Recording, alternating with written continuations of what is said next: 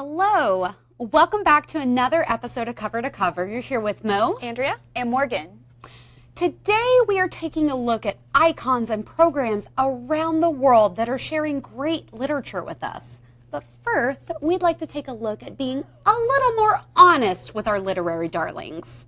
Book Riot has a really great article out right now detailing honest plot summaries from 19th century novels. Wouldn't it be so much easier if plot summaries actually told you what the book is about?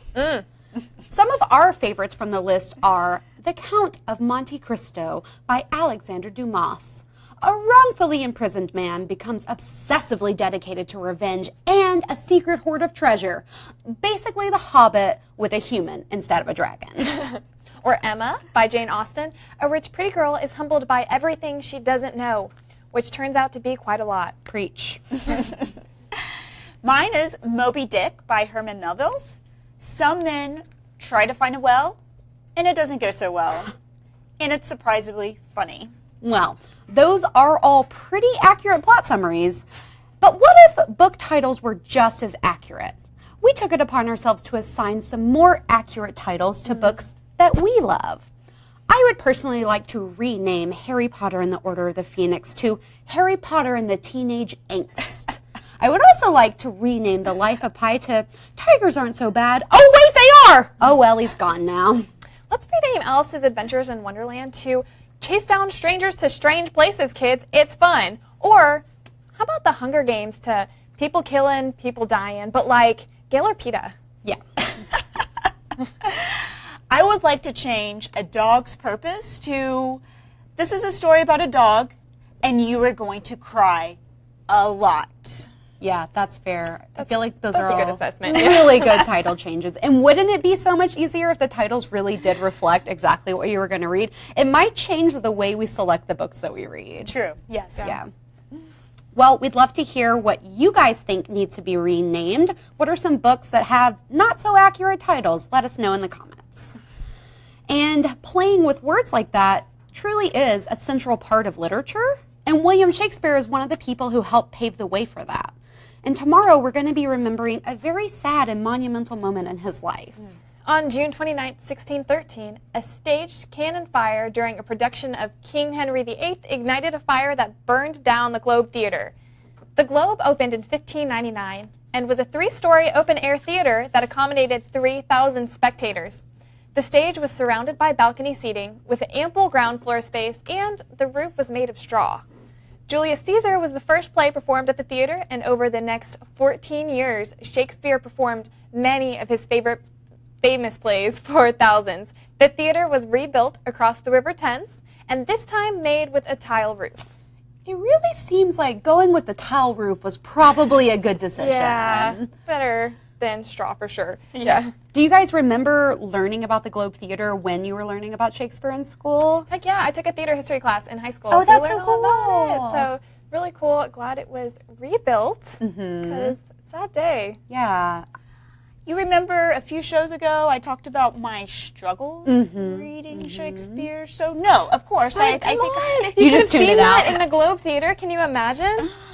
It would have been kind of awkward though, because it would have been like dudes and dudes. yeah, but I Yeah. can't imagine. True story, one time I was in Kenya, and in the middle of the night there's people shouting and yelling, and there was something on fire. And without fire trucks and fire hydrants, it was crazy. It was madness. Yeah, and I can imagine that this fire must have been so chaotic because I'm sure with this production of King Henry VIII, there were probably thousands of people in there, and they had no exit strategy, and of course the roof was made of straw. And I read that there is no death toll on record, which is kind of menacing because, like, how many people did die during this fire? Probably a lot. Yeah. So sad. And then, of course, when it was reopened, it was later shut down in 1642 when the Puritans came in and decided that theater was a sin. So that's a bummer, too. So pretty much the Globe Theater is a bummer all around. All around. Yes. So, well, we're going to take a short break, but when we return, we are going to be discussing how women are encouraging reading around the world.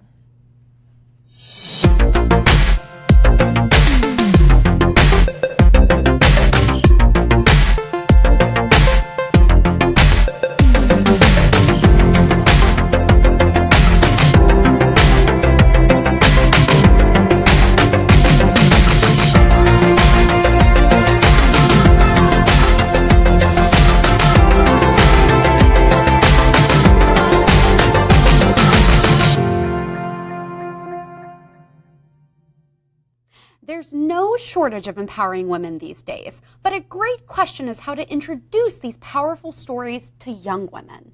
Two friends have made it their life's mission to empower young women and inspire them from a very early age with a wildly successful book series that is currently growing.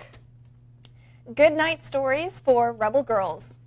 A book written by Elena Favilli and Francesca Cavallo and covers 100 fairy tale stories of real-life empowering women. The book is illustrated by over 60 female artists from around the world, and the book is a fairy tale in itself. It has become one of the most successful Kickstarter campaigns ever. It raised upwards of $650,000 for the launch of the first book. Some of the featured women from Volume 1 include astronaut Mae Jemison, Queen Elizabeth I, Venus and Serena Williams, Frida Kahlo, and so many more. The authors felt strongly that young girls needed more influential role models at an early age and tested the waters of different media before settling in to create this book. Fans are getting excited because Volume 2 has been announced. Within hours of the project, it reached the goal of $100,000 on Kickstarter. The book will be released in English in November of this year, with translations to follow next year. It will feature more powerful women such as J.K. Rowling, of course, and Beyonce. Isn't that awesome? Yeah. Really? But Beyonce, really?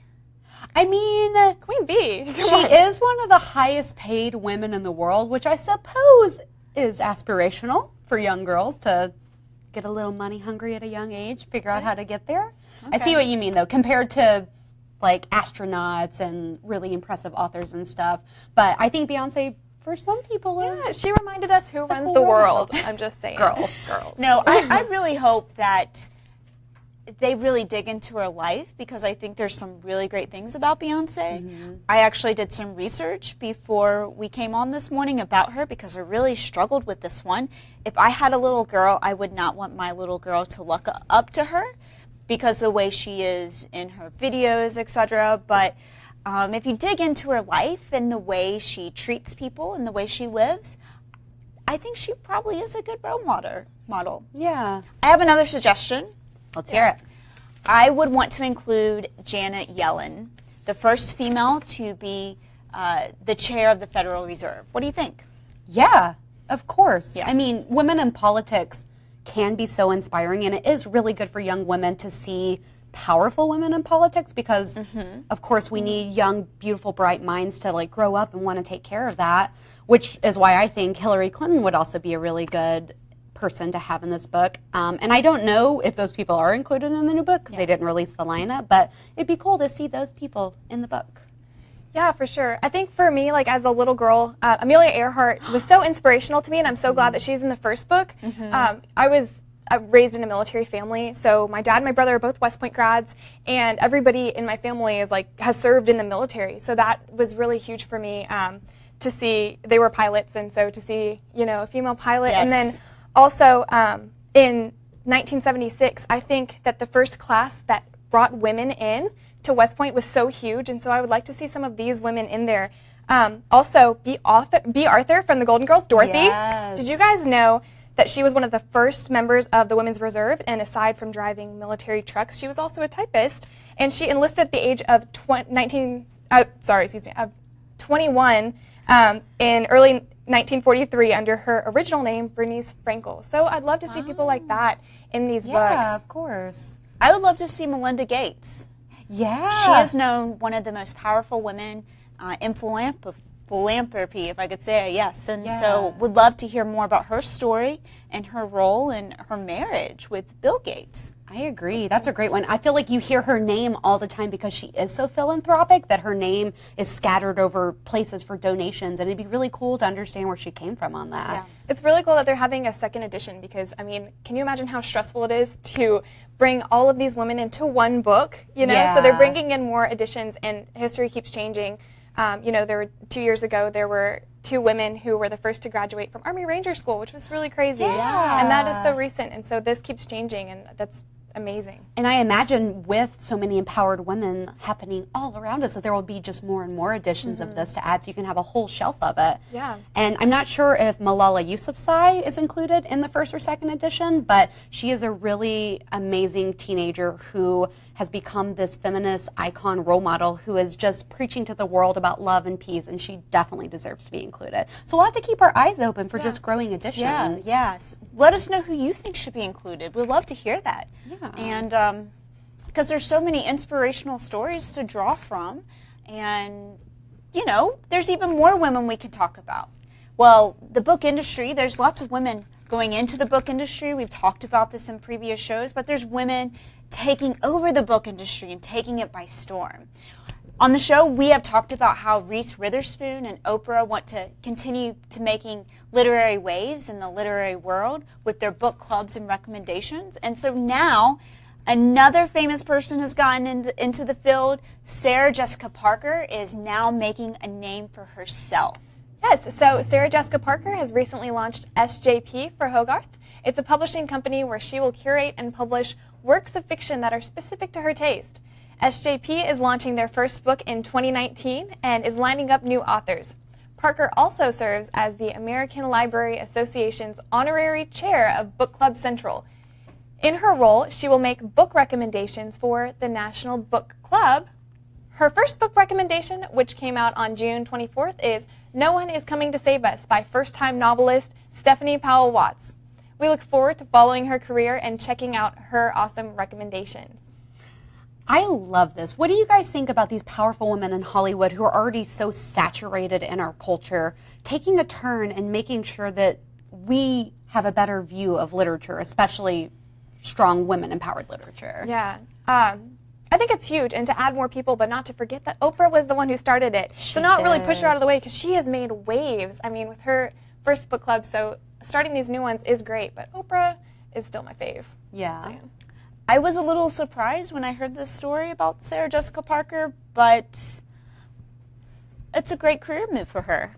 Yeah, absolutely. And I read in the article that she thinks that a necessary accessory every time you leave the house is a book. Like, you shouldn't leave the house without a book. Which I think is so cool. Which is totally how I feel, like, when I go anywhere. On a plane, do you guys have, like, too many books in your carry-on and, like, nothing of other necessity? Because that is the life that I live. Yeah, no, I sometimes, like, find myself on vacations, like, I always have to have a book, and then I find myself getting more lost in the book than, like, where I am.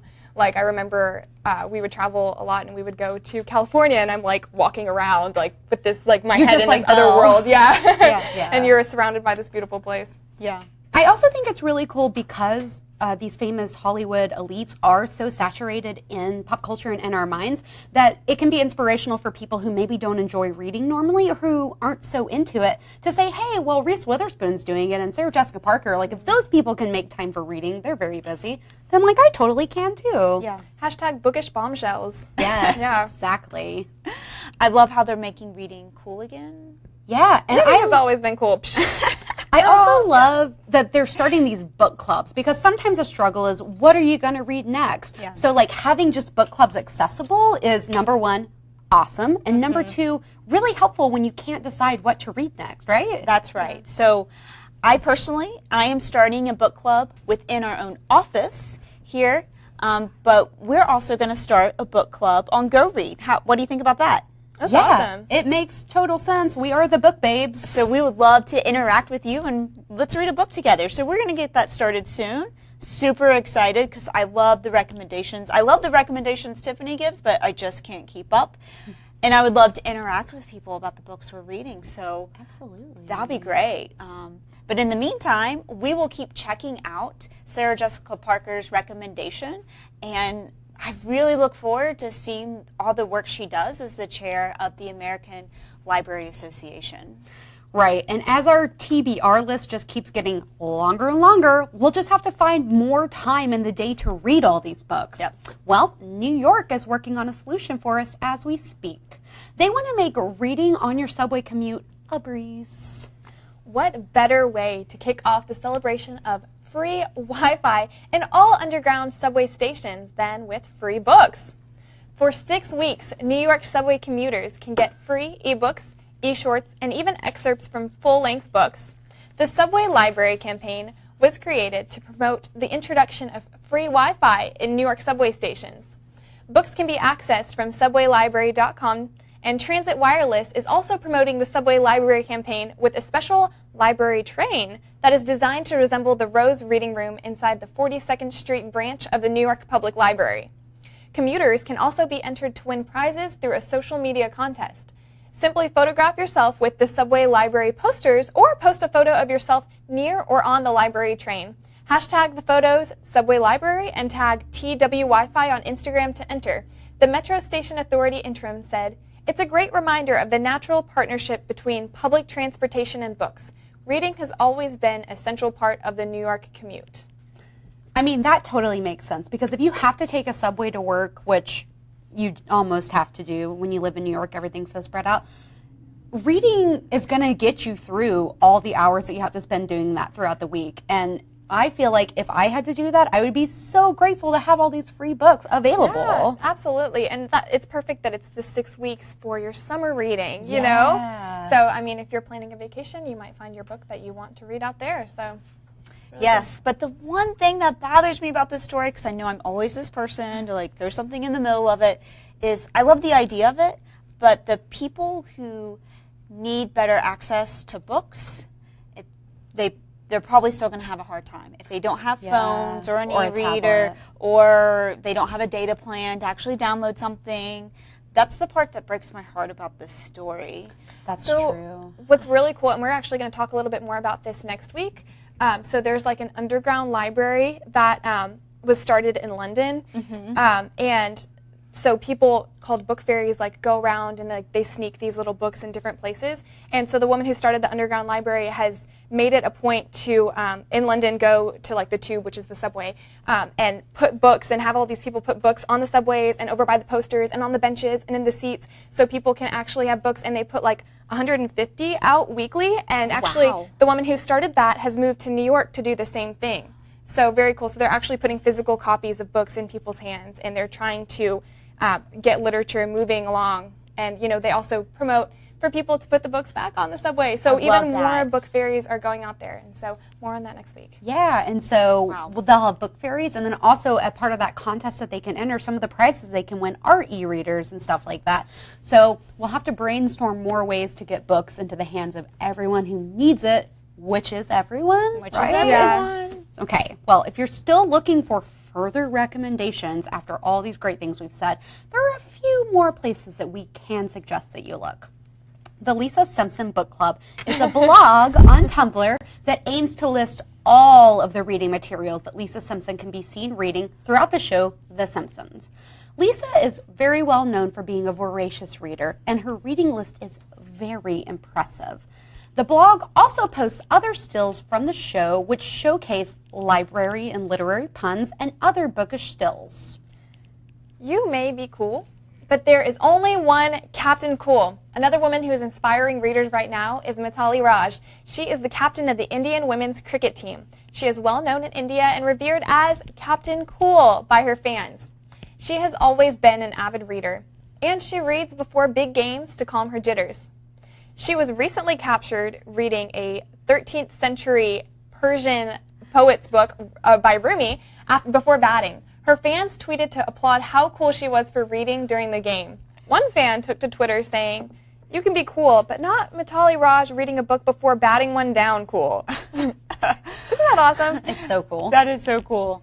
But I wonder why she picked that book to read before the game. You know, Rumi's really inspirational, and he writes in really short chunks, often just kind of inspirational paragraphs and quotes. So it's kind of like a perfect thing to read to get kind of pumped up and inspired before you have to focus in and make a good thing happen. So what if before games, basketball games, you know when they announce players and they come out, they have a certain song, or you see them, I love college basketball, so you see them getting off the bus and they all have their big headphones and they're listening to their music and they're getting pumped. What if instead you see them walking off the bus and they're like, yeah, get ready, That play would this be big game. so cool. Hey, we have said that reading reduces stress levels. I'm just saying. Yeah. But yeah, it is cool to see what people are reading. So I feel like if they did like a new season of The Bachelorette, instead of doing their occupation, be like, currently reading Peter There you Pan, go. or like Yeah. currently reading this or that, because then you could see a lot about a person too by what they enjoy reading, which is cool. That's true. I like that too because she is called Captain Cool, and so she has all these followers, and so her fans got to see her reading Rumi, and it's like from Mean Girls where they're like, I saw Mitali Raj reading Rumi, so I went and bought a book and read Rumi. So like she really does have this influence. Yeah, and I mean, it's so cool. I mean, as we've been talking about with book clubs by inspirational women, it's the same thing. And Mitali Raj is someone that you guys should definitely look up. She has made waves with the cricket, but beyond that. So the cricket women's team, they have their own emojis, which is super cool. And in one of her interviews, I guess it was a post-game interview, someone was like, hey, so who's your favorite male cricket team player? And she was like, would you ask a male cricket team player who their favorite female cricket team player was? Nope. Captain Cool. Boom. So cool. Well, we always knew that reading was cool, and we're going to keep doing it. So don't forget about our big time change, where we can talk more about what we're reading and about the news and literature. Tune in Monday, Wednesdays, and Fridays at 11 a.m. Central, 12 p.m. Eastern. And in the meantime, don't forget also, share this post and send us a message, and we will send you a t-shirt. Yay. We have V-neck t-shirts and crew neck t-shirts. So let us know your size and address, and we will get that out to you. All right. Well, thank you guys so much for joining us today. I'm Mo. I'm Andrea. And I'm Morgan. And we will be back here on Friday, June 30th at 12 p.m. Eastern, 11 a.m. Central. Until then, keep reading, writing, and being awesome. I know we will. Bye. Bye.